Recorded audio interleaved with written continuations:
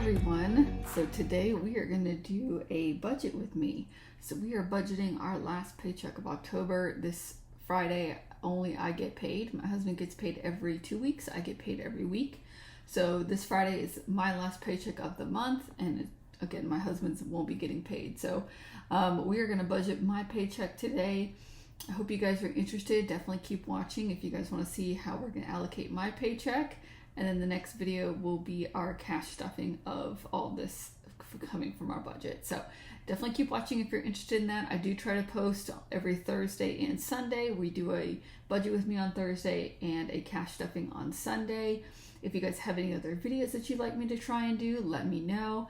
And I'll definitely try to do a little bit more recording of me when I'm doing my budget with me. I know a few people have mentioned that they liked seeing me. Just a lot of times I look like a hot mess and I don't want to get on film. So I'll definitely try to do better about making sure I'm camera ready on filming days. But if there's any other videos you'd be interested in, let me know. And especially getting into Christmas season, I will be decorating for Christmas this weekend.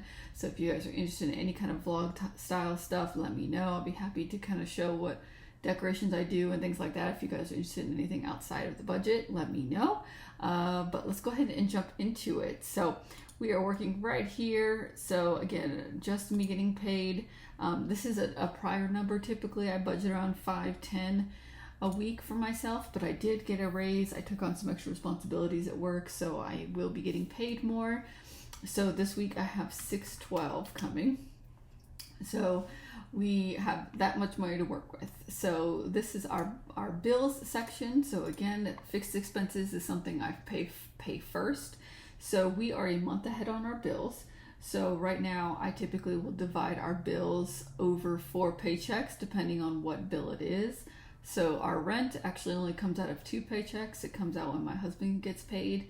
And then things like student loans and Black Pest, I divide out on 4 paychecks. So it really just all depends. If you guys are interested in a full monthly breakdown, let me know. Every month I do list out all my bills and make sure that I'm doing a rough budget of each paycheck, and then I just adjust as I know how much money I bring in. My husband is salary, so we are pretty consistent with his, but I am hourly, so mine changes every week. So I always do a rough draft of my budget at the beginning of the month for each paycheck, and then when those actual paychecks start getting processed, then I actually go back in and redo the budget to make sure that we are in a zero-based budget. I do the payroll at my job for my company, so I do get to find out pretty early what my paycheck's going to be, so that actually helps me a lot with budgeting. So okay, anyway, so we have $612 to work with today. So we are going to do 7 in Black Pest, 18 in student loans, 7 in our internet, and 39 in our cell phone. 39 I think is a little bit different than what we normally pay, same with AT&T, but I did go through my my bills binder to see kind of where we're at and what we still have left to pay for. And we were over in some areas and under in some areas. So again, some of these are based on usage. So especially down here in the variable expenses. So I had some money to work with. So I knew Verizon went up a little bit. I know we had overpaid in AT&T, so I'm not sure how those two happened, but so I made some adjustments here. So we have a total of $71 coming out of our budget for these fixed expenses, and then all those bills will be ready to go for November. And then down here in our variable expenses, I did the same thing. And all of these are taken care of except for my credit card. So my credit card is currently paid off, but we use it now for just gas. So at the end of the month, by the end of the month, I want to make sure it's paid off. I don't want to get in the habit of leaving a balance on that card. So we've been doing really, really good with that. The credit card stays home unless one of us needs gas. And then around each paycheck, I will go check on the balance and see how much we owe. So I just double checked again. We owe $76 total for the rest of what our balance is. I think we owe about $300, somewhere around there. And because gas is crazy and my husband and I drive a good bit for work. So $76 towards credit card. So we have 71 in fixed expenses and 76 in variable expenses. And then here's our cash envelopes. So these are the necessities outside of bills. This is groceries, baby, our dining out if we need to, miscellaneous things like that. And let's see. Okay. So we're going to do 160 in groceries, 40 in baby, 40 eating out, and 40 in gas. I could probably just take out, 40 miscellaneous. I probably could take out this gas one because we don't really budget necessarily for gas anymore. To be honest, when I was younger, I budgeted for gas. You know, if you didn't have enough gas money, you didn't go to your friend's house or you didn't go out that weekend.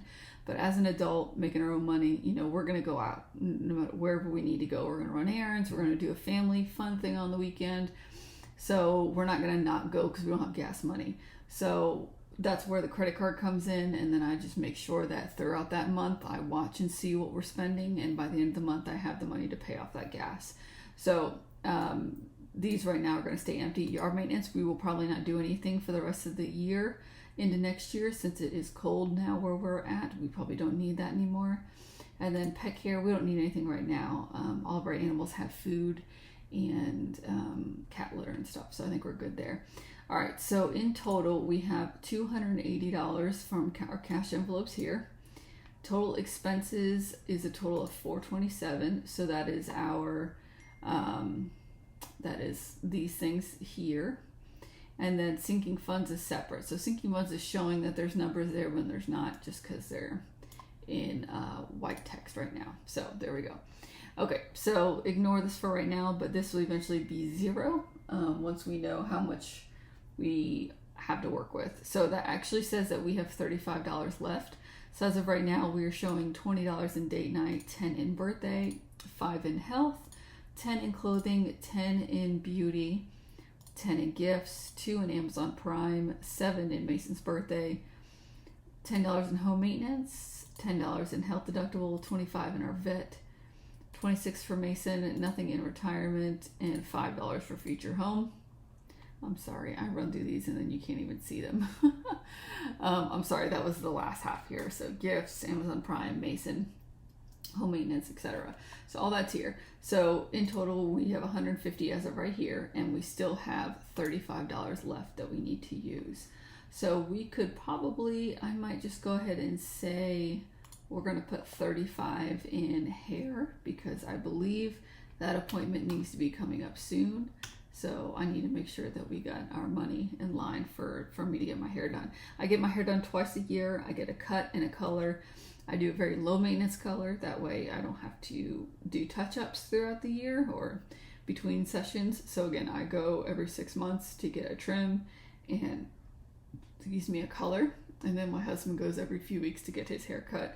And Mason does also do for his haircut. So I definitely think the $35 should go to hair. So as you can see here now, we are showing a zero balance right here. So that means we have a zero-based budget. So that's great. So this tool, I have a Excel similar to this. It looks a little bit cleaner. That will be in the description. So if you need an Excel to work on your budget, let me know.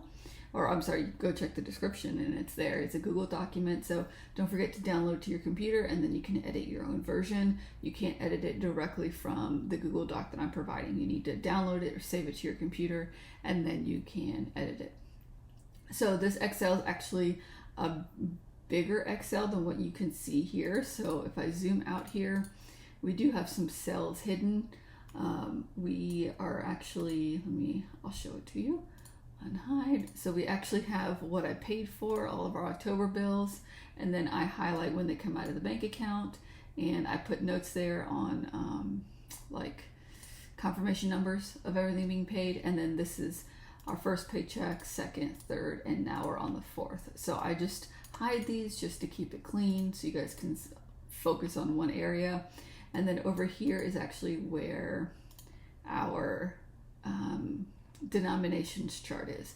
So all of our categories are over here, and then I put in the denominations that I want for each of those areas, and then it actually totals for me at the bottom. So this is from last week, but it shows, you know, how many ones, fives, tens, etc. So then that total was 2,077 that I did on the last paycheck.